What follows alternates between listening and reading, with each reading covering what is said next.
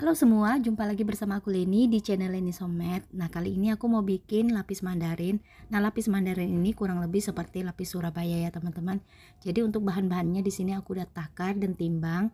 Ada butter, kemudian kuning telur, gula halus, lalu tepung terigu, kemudian susu kental manis, dan juga essence vanilla. Nah, untuk resep lengkapnya teman-teman bisa cek di kolom deskripsi atau nanti aku cantumkan di sini. Nah, untuk yang pertama kita mau kocok butter, kemudian susu kental manis, dan juga vanilla essence. Nah, buat teman-teman yang tidak punya vanilla essence seperti ini, kalian boleh ganti dengan vanilla bubuk atau yang merek lain ya. Nah, butter ini harus kita kocok sama seperti kita membuat lapis legit, yaitu harus sampai benar-benar mengembang dan juga lembut. Nah, biasanya kalau takarannya kurang lebih 300 gram seperti ini dan kalian kocok pakai hand mixer atau mixer tangan 10 menit, biasanya butternya itu sudah mengembang dan juga lembut ya teman-teman. Jadi kalian kocok minimal 10 menit ya.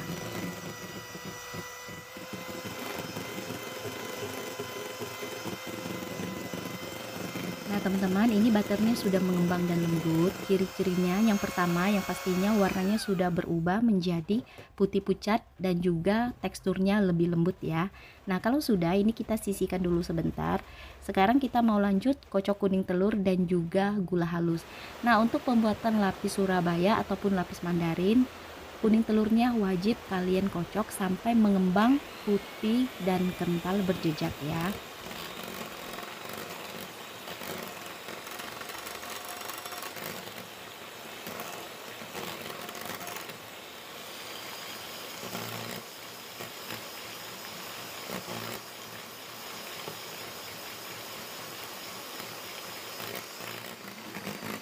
Nah, di sini aku mau kasih tahu, ini kuning telurnya sudah mengembang dan juga putih, tapi teksturnya atau konsistensinya masih encer ya teman-teman. Jadi itu belum, masih harus kita kocok lagi sampai teksturnya seperti ini teman-teman. Nah, ini sudah kental berjejak.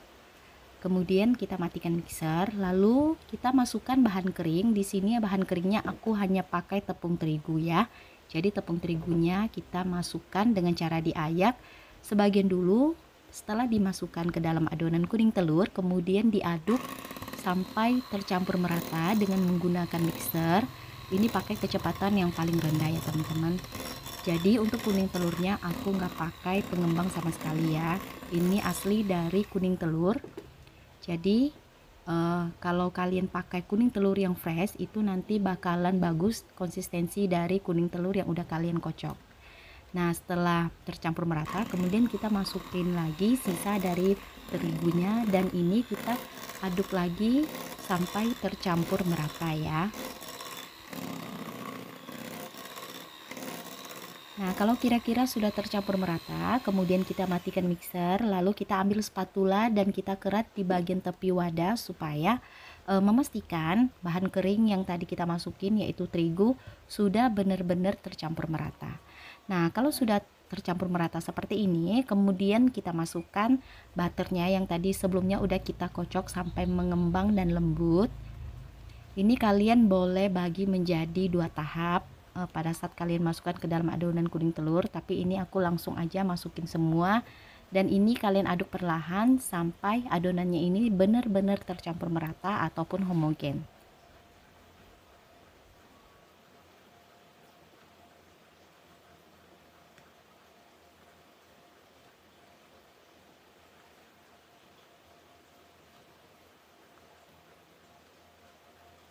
Nah, kalau ini sudah kita aduk adonannya sampai tercampur merata, berarti adonannya ini sudah siap kita panggang. Nah, siapkan loyang ukuran diameter 20 kali 20, kemudian di bagian dasar loyang diolesi sedikit dengan margarin atau butter dan dialasi dengan baking paper. Nah, adonannya ini aku bagi menjadi dua ya teman-teman. Jadi kurang lebih satu loyang adonannya ini 520 gram ya teman-teman.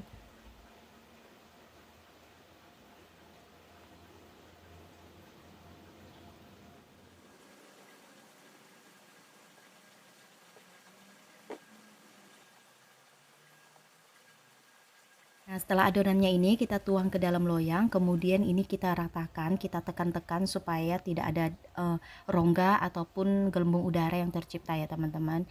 Jadi ini kita tekan-tekan sambil kita ratakan dengan menggunakan spatula.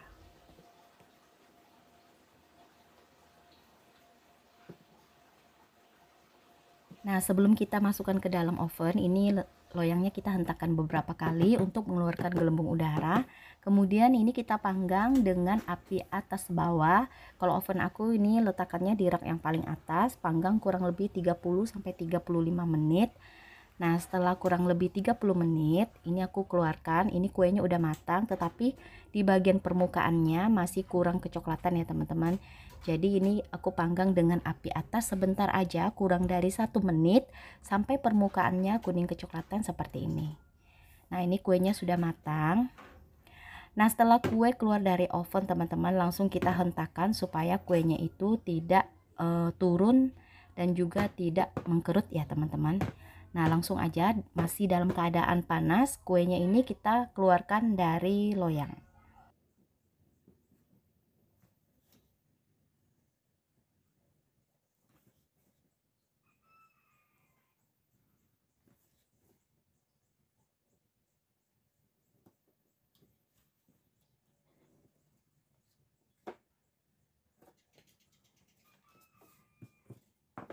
Nah, setelah kuenya kita keluarkan dari loyang, jangan lupa baking papernya kita buang. Nah, kebetulan kue ini mau aku buat menjadi kue tar ya teman-teman. Jadi untuk kulitnya aku buang supaya nanti pada saat kita cover pakai buttercream tidak terlalu banyak remahnya ya teman-teman. Nah, sekarang kita mau keluarkan lagi kue yang satunya.